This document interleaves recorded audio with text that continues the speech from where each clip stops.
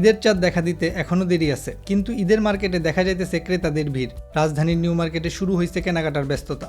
সকাল থেকে রাত পর্যন্ত ক্রেতা বিক্রেতাদের পদাচরণায় মুখর এই ঐতিহ্যবাহী বাজার। তবে এই উপচে পড়া ভিড়ের পেছনে আসল কাস্টমার কয়জন আর কেবল বাজার পরিস্থিতি দেখতে আইছে কয়জন তা বলা মুশকিল। দ্রব্যমূল্যের ঊর্ধ্বগতির এই বাজারে সাধারণ মানুষের ক্রয় ক্ষমতা এবং অর্থের উৎস নিয়েও জনমনে তৈরি হয়েছে নানা কৌতূহল। হ্যাঁ, এবার অনেক বেশি দাম মনে হচ্ছে। অনেক বেশি দাম।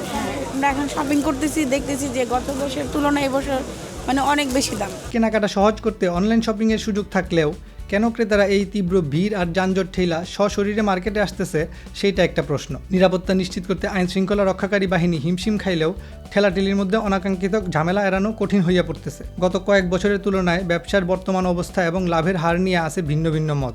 রাজনৈতিক পট পরিবর্তনের প্রভাব অর্থাৎ ডক্টর ইউনূসের আমল বনাম তারেক রহমানের সময়ের বাজার পরিস্থিতির তুলনা এখন সাধারণ মানুষের মুখে মুখে। এছাড়া মধ্যপ্রাচ্যে যুদ্ধ পরিস্থিতির কারণে আমদানি করা পণ্যের সাপ্লাই ও দামে কোনো নেগেটিভ প্রভাব পড়তেছে কিনা সেইটারও খোঁজ নিছিলাম আমরা। ব্যবসায়িক হালচাল জানতে কথা বলছিলাম বিক্রেতাদের সাথেও। এরকম বেচাবেচি হয় না, ইফতারের পরে আর কি মোটামুটি একটু হয়।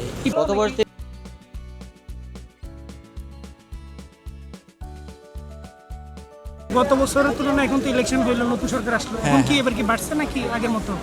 না, এখন একটু বাড়ছে, আগের থেকে মূলত একটু বাড়ছে। গত বছরের তুলনায় এবছর ভালো। গত বছর তুলনায় এবার একটু বাড়ছে। জি। দোকানের মালিকরা দিনরাত ব্যবসা সামলাইলেও কর্মচারীদের হাড়ভাঙা খাটুনিও চোখে পড়ার মতো। সব মিলায়ে নিউ মার্কেটের এই চিরচেনা ব্যস্ততা যেন দেশের বর্তমান অর্থনৈতিক ও সামাজিক বাস্তবতারই একটা খণ্ডচিত্র। কেনাকাটা চলতে থাকুক, ফ্যাশনও বদলাক, এই ভিড়ভাট্টা, দামাদামি আর ঘাম গরমে হয়তো বহুগুণ বাড়ায় দেবে ঈদের আনন্দ।